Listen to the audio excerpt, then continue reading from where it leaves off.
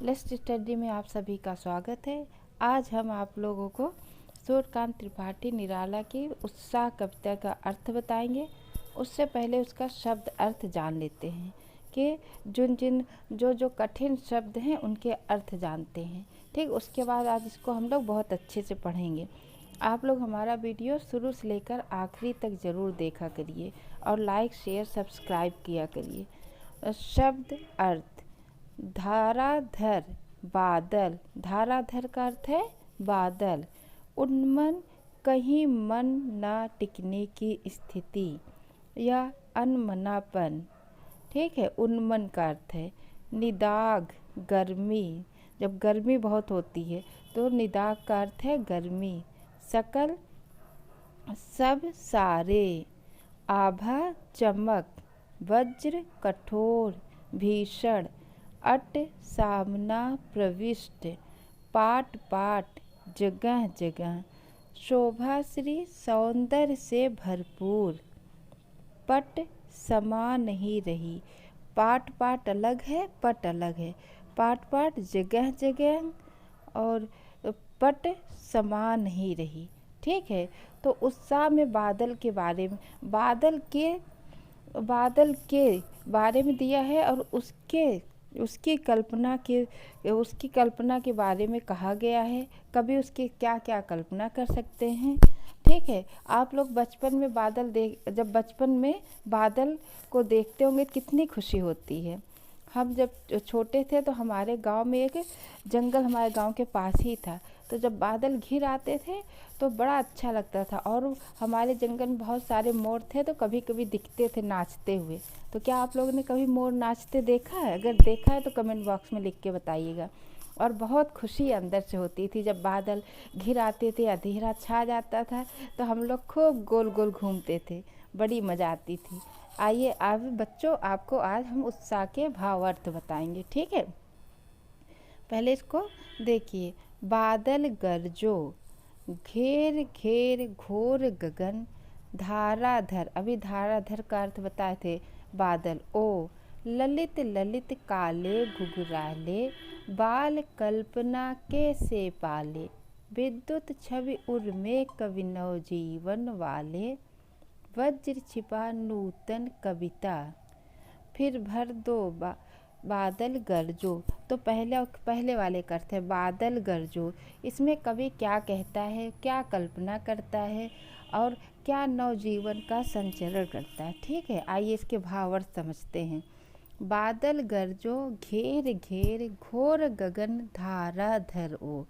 तो प्रस्तुत पंक्तियों में कवि ने बारिश होने से पहले आकाश में दिखने वाले काले बादलों के गरजने और आकाश में बिजली चमकने की अद्भुत वर्णन किया है। जब बादल घिर आता है तो काले काले हो जाते हैं और बादल जब घिरता है तो बिजली भी खूब चमकती है, तो बहुत अच्छा लगता है देखने में। तो कवि कहते हैं कि बादल धरती के सभी प्राणियों को नवजीवन प्रदान करता है और हमारे अंदर के सोए हुए साहस को भी जगाता है। जब धरती प्यासी रहती है, घेर घेर घोर गगन, धाराधर ओ। ठीक है, चारों तरफ जब बादल घिर जाते हैं घोर आकाश में, फिर वो क्या करते हैं, सभी प्राणियों के जीव को नया जीवन देते हैं और हमारे अंदर एक उत्साह भर देता है नया। ठीक है, अंदर सोए हुए साहस को क्या करता है, जगाता है। ठीक, समझ में आया? एक बार फिर से कवि क्या कहते हैं कि बारिश होने से पहले आकाश में दिखने वाले काले बादलों के गरजने और आकाश में बिजली चमकने का अद्भुत वर्णन कवि ने किया है। घेर घेर घोर गगन, चारों तरफ से बादल आकाश में छा जाते हैं।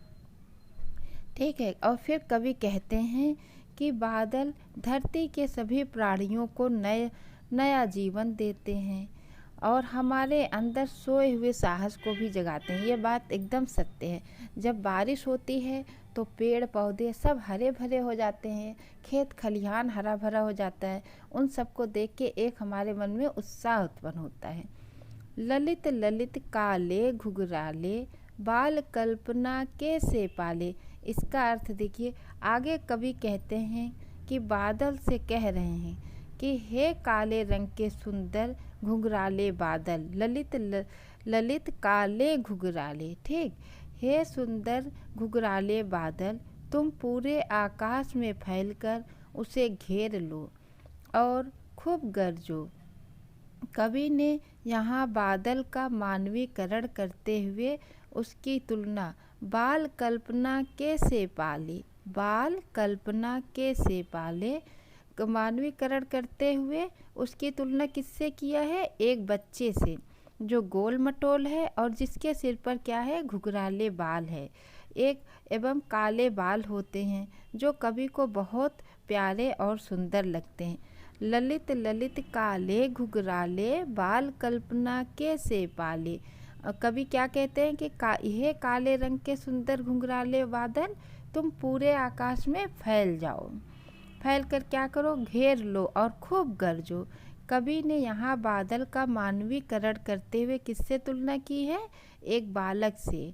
वो बालक कैसा है? गोल मटोल है और जिसके सिर पर सुंदर घुंघराले और काले बाल हैं, जो कवि को बहुत प्यारा लगता है। ठीक है, आगे देखिए, विद्युत छवि उर में कवि नवजीवन वाले, वज्र छिपा नूतन कविता फिर भर दो। आगे कवि बादल की गर्जना में क्रांति का संदेश सुनाते हुए कहते हैं कि हे बादल, तुम अपनी चमकती बिजली के प्रकाश से हमारे अंदर पुरुषार्थ भर दो और इस तरह हमारे भीतर एक नए जीवन का संचार करो। बादल में वर्षा की सहायता से धरती पर नया जीवन उत्पन्न करने की शक्ति होती है। वज्र छिपा नूतन कविता, नूतन मतलब नया, इसलिए कवि बादल को एक कवि की संज्ञा देते हुए उसे एक नई कविता की रचना को कहते हैं। क्या? जैसे विद्युत छवि उर्मे कवि नवजीवन वाले, क्या है कि बादल की गर्जना में क्रांति का संदेश सुनाते हुए कहते हैं कि हे बादल, तुम अपनी चमकती बिजली के प्रकाश से हमारे अंदर पुरुषार्थ भर दो। विद्युत छवि उर में, उर मतलब हृदय, कवि नव जीवन, नया जीवन, वर्षा की सहायता से धरती पर नया जीवन उत्पन्न करने की शक्ति होती। किसमें होती शक्ति? बादल में। तो बादल में वर्षा की सहायता से धरती पर नया जीवन उत्पन्न करने की शक्ति होती, इसलिए कवि बादल को एक कवि कहते हैं, कवि की संज्ञा दी है कि कहा है कि उसे एक नई कविता रचना करने को कहते हैं कि कवि बादल भी एक नई कविता की रचना कर सकता है। ठीक है, अब अगला देखते हैं। बादल गरजो बिकल बिकल उन्मन थे उन्मन, विश्व के निदाघ के सकल जन, आए अज्ञात दिशा से अनंत के घन, तप्त धरा जल से फिर शीतल भर कर दो बादल गरजो। इन पंक्तियों में क्या कहते हैं कवि? बादल गरजो, फिर कह रहे बादल गरजो, बादलों का आह्वान कर रहे हैं। बिकल बिकल उन्मन थे उन्मन, ठीक, कवि बादलों की को क्रांति का प्रतीक मानते हुए यह कल्पना कर रहे हैं कि वह हमारे सोए हुए पुरुषार्थ को फिर से जगाकर हमें एक नया जीवन प्रदान करेगा, हमें जीने की नई दिशा देगा। कवि इन पंक्तियों में कहते हैं कि भीषण गर्मी के कारण दुनिया के सभी लोग तड़प रहे हैं। विश्व के निदाघ के सकल जन, दुनिया के सभी लोग क्या हो रहे हैं? तड़प रहे थे और तपते गर्मी से राहत पाने के लिए छांव और ठंडक की तलाश कर रहे थे। ठीक, इसमें तभी आए अज्ञात दिशा से अनंत के घन, तभी किसी अज्ञात दिशा से घने काले बादल आकर पूरे आकाश को ढक लेते हैं। आए अज्ञात दिशा से घन, ठीक है, पूरे आकाश को ढक लेते हैं, जिससे तपती धूप धरती तक नहीं पहुंच पाती। फिर बादल घनघोर वर्षा तप्त धरा जल से फिर तड़पती, फिर बादल घनघोर वर्षा करके गर्मी से तड़पती धरती की प्यास को बुझाकर उसे शीतल एवं शांत कर देती है। धरती की शीतल हो जाने से सारे लोग भीषण गर्मी के प्रकोप से बच जाते हैं और उनका मन उत्साह से भर जाता है। आए अज्ञात दिशा से अनंत के घन, तप्त धरा। धरा क्या हो गई? जब बहुत ज़्यादा बारिश हुआ और ये बादल अज्ञात दिशा से आए और पूरे आकाश को घेर लिए। फिर तप्त धरा जल से, फिर जब खूब बादलों ने बारिश किया तो तपती हुई धरती शीतल हो गई और उसकी प्यास बुझ गई और सभी भीषण के प्रकोप गर्मी से सभी लोग बच गए और उनके मन में क्या हुआ? उत्साह भर गया। इन पंक्तियों में कवि के ये संदेश देना चाहते हैं कि जिस तरह धरती के सूख जाने के बाद भी बादल के आने पर नए पौधे उगने लगते हैं, ठीक उसी तरह अगर आप अपने जीवन की कठिनाइयों के आगे हार न माने और अपने पुरुषार्थ पर भरोसा रखकर कड़ी मेहनत करते रहें तो आपके जीवन का बगीचा भी दोबारा फल फूल उठेगा। इसलिए हमें अपने जीने की इच्छा को कभी मरने नहीं देना चाहिए और पूरे उत्साह से जीवन जीने की कोशिश करना चाहिए।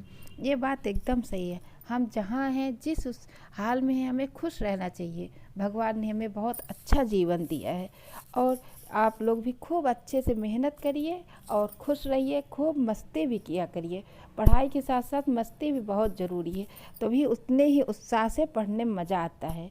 ठीक है, आप लोग को यह वीडियो कैसा लगा कमेंट बॉक्स में लिख के ज़रूर बताइएगा। आज के लिए इतना ही, धन्यवाद।